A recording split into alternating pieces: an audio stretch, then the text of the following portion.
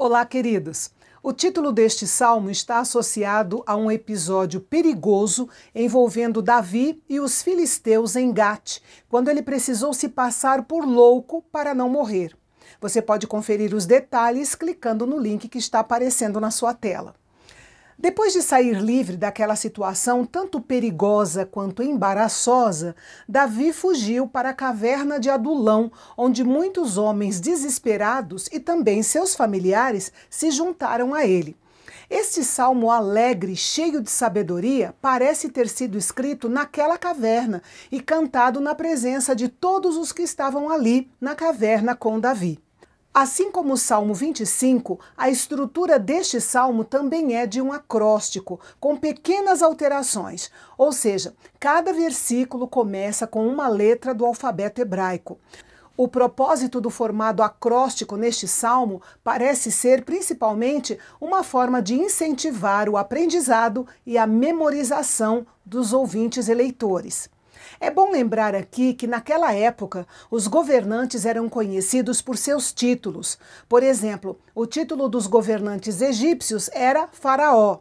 O título dos reis amalequitas era Agag. O título dos monarcas da Filístia era Abimeleque, embora o nome do rei envolvido no episódio desse salmo fosse Aquis.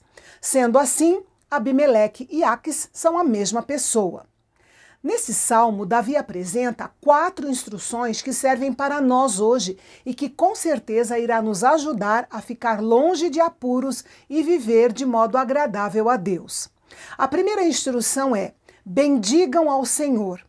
Davi não consegue esconder sua satisfação pelo livramento que o Senhor lhe deu e por estar refugiado na caverna de Adulão com seus homens e familiares.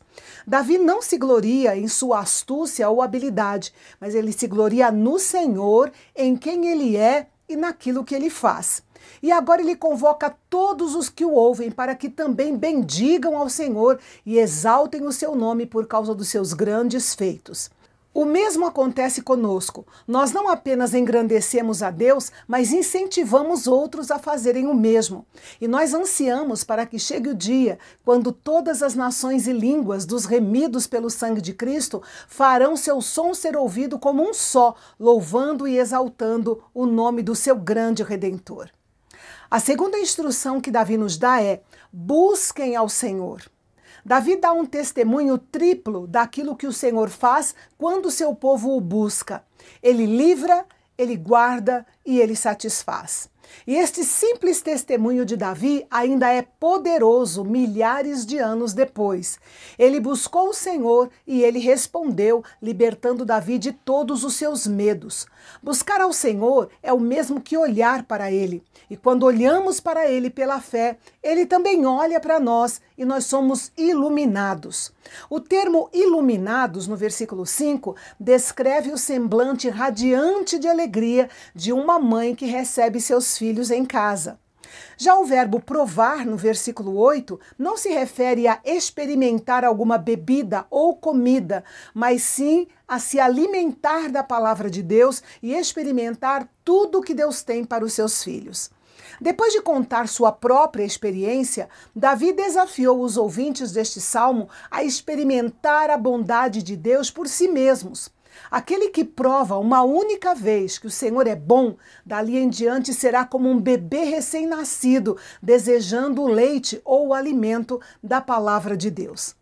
Foi uma bênção para Davi conseguir sair livre de Gate, do meio dos filisteus, e foi uma bênção ainda maior ser protegido pelo Senhor depois de fugir. Mas Davi considerava que a maior bênção de todas era poder se aproximar de Deus, desfrutar da sua doce presença e alegrar-se com a sua bondade. Note que os termos bom e bem são importantes neste salmo. O triunfo e a alegria deste cântico são tão claros que é fácil esquecer o contexto em que ele foi escrito.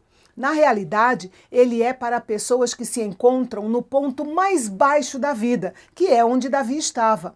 É um salmo para aquele momento quando tudo parece estar contra você. A terceira instrução que Davi nos dá é: temam ao Senhor. Este temor é a reverência e o respeito que devemos ter pelo Senhor. Se você realmente experimentar a bondade de Deus e a bem-aventurança de confiar nele, você também temerá o Senhor fazendo o que é certo. E isso envolve obediência. E quando tememos ao Senhor, ele supre tudo o que precisamos, quando precisamos. O versículo 11 sugere que talvez Davi tenha reunido as crianças e jovens ao seu redor para lhes ensinar o segredo de uma vida abençoada através de instruções sábias e práticas. Dizer a verdade, isto é, controlar a língua, não falar mal e não usar de mentira ou engano. Buscar o que é certo, isto é, abandonar o pecado e abraçar a oportunidade de ser um pacificador.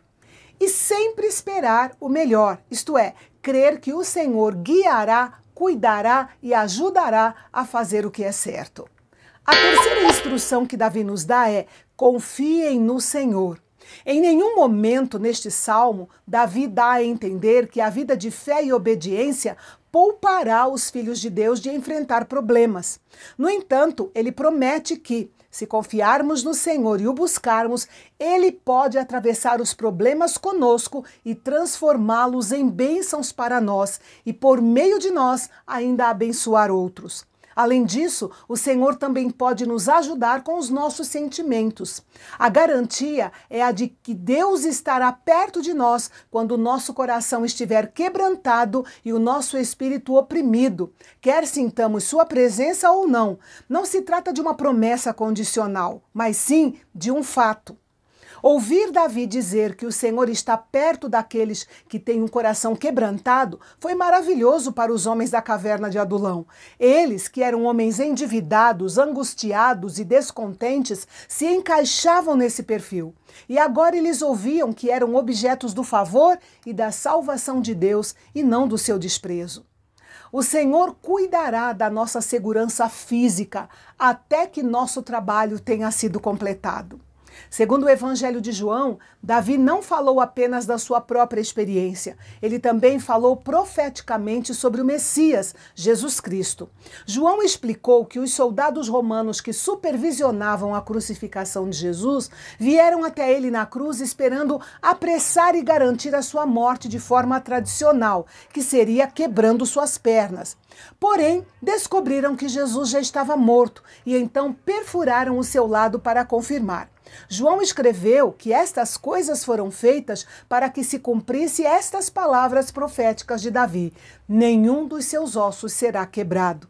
Davi termina o salmo declarando que os perversos serão condenados, mas para os justos não há condenação alguma, pois eles confiam no Senhor. E amanhã vamos refletir sobre mais um salmo que Davi compôs quando estava sendo vítima da paranoia do rei Saul de persegui-lo e tentar matá-lo, com uma inveja maligna que era alimentada pelas mentiras dos seus oficiais. Não perca o nosso encontro de amanhã aqui no Canal Bendito, o canal de Fala Fácil. Até lá!